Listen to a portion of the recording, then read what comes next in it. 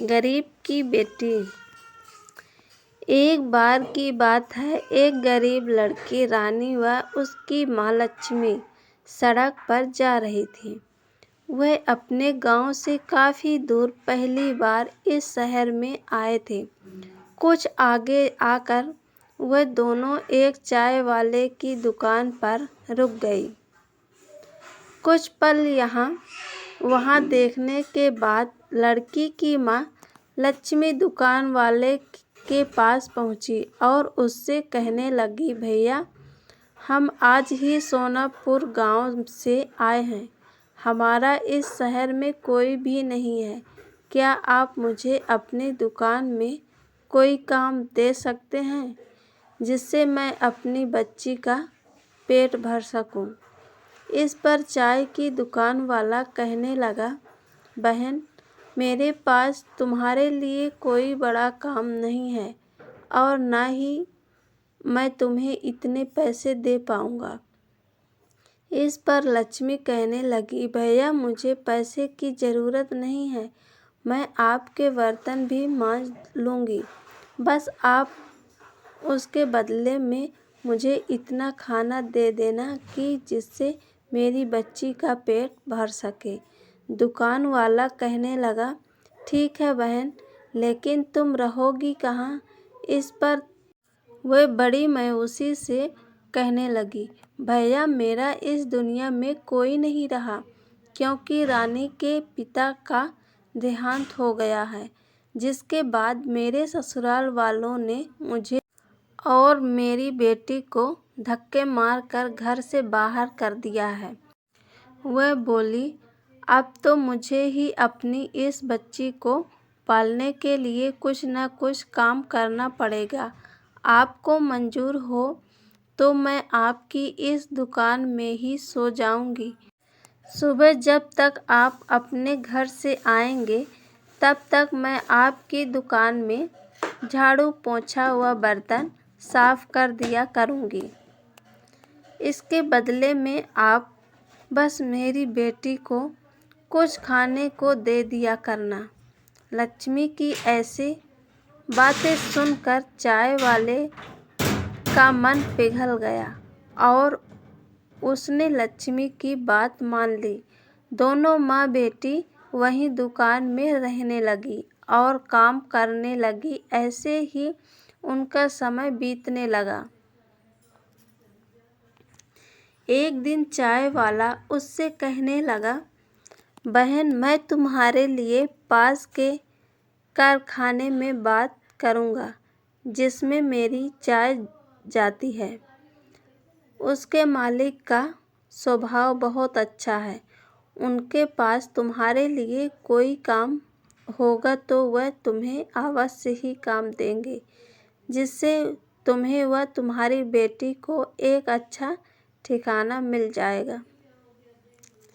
ये कहकर चाय की दुकान वाले भैया ने जब कारखाने के मालिक से उन दोनों के बारे में बात की तो मालिक ने कहा, ठीक है, हमारे घर पर एक काम करने वाली की आवश्यकता है, इसलिए तुम उसे हमारे घर भेज देना।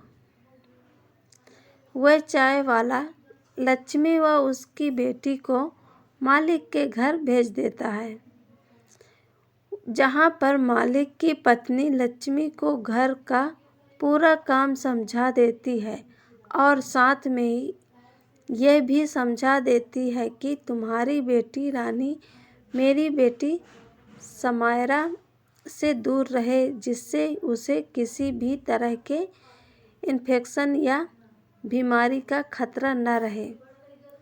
एक दिन लक्ष्मी रसोई में काम कर रही होती है कि अचानक उसकी बेटी रानी के चीखने की आवाज़ सुनाई देती है। लक्ष्मी भागकर वहां जाती है तो देखती है रानी ने समायरा की फ्रॉक हाथ में ले रखी है और उसे देखकर बहुत खुश हो रही है। इतने में मालकिन भी वहां आ जाती है और लक्ष्मी व रानी को डांटने लगती है। वह कहती है, लक्ष्मी, मैंने तुमसे कहा था न कि समायरा की किसी भी चीज़ को मत छूना और उससे दूर रहना। यह कहते हुए मालकिन समायरा की उस फ्रॉक को रानी को ही दे देती है और कहती है, अब इस फ्रॉक को तुम ही पहनना। ये कहते हुए गुस्से से यह कहते हुए चली जाती है। एक दिन मालकिन व लक्ष्मी पास के बाजार में सामान खरीदने साथ में जाती है और रानी व समायरा घर पर अकेली रह जाती हैं। वह दोनों अलग अलग खेल रही होती है कि अचानक समायरा को चक्कर आ जाते हैं और समायरा बेहोश हो जाती है।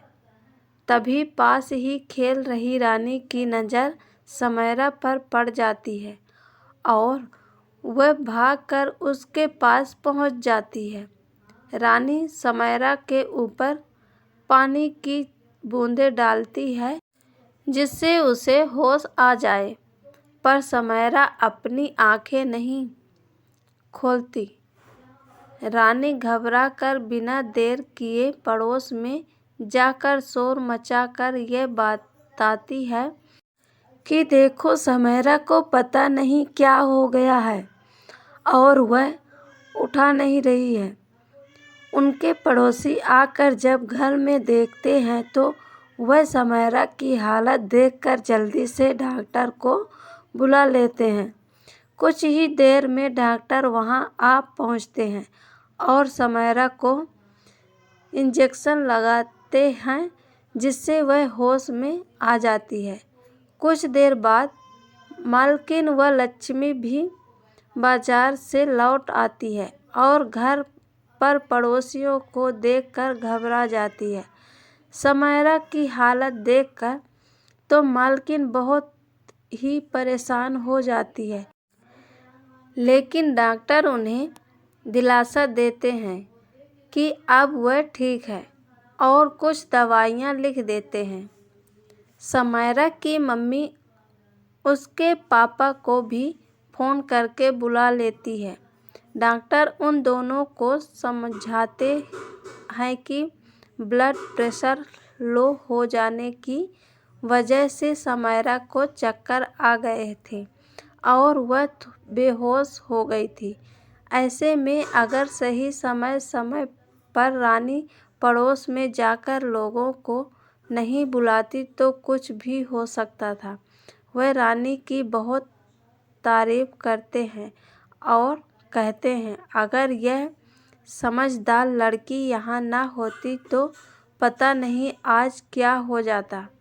डॉक्टर की यह बात सुनकर समायरा के मम्मी पापा बहुत खुश होते हैं और रानी व समायरा को साथ में खेलने की इजाज़त दे देते हैं, जिससे लक्ष्मी की परेशानी और भी सुलझ जाती है। अब वह खुशी खुशी मन लगाकर उनके घर में काम करती थी और अब उसे अपनी बच्ची की भी चिंता नहीं रहती थी, क्योंकि अब रानी और समायरा सारा समय साथ खेलते रहते थे। इस प्रकार एक गरीब माँ और उसकी बेटी, जिसका कोई सहारा नहीं था, उन्हें सहारा मिल जाता है और खुशी खुशी उसका जीवन व्यतीत होने लगता है। इसलिए हमें कभी भी जीवन की कठिनाइयों के सामने हिम्मत नहीं हारनी चाहिए और डटकर उनका सामना करना चाहिए। ये कहानी पसंद आए तो लाइक और शेयर ज़रूर करिएगा। अब मिलती हूँ अगले कहानी में। Thank you.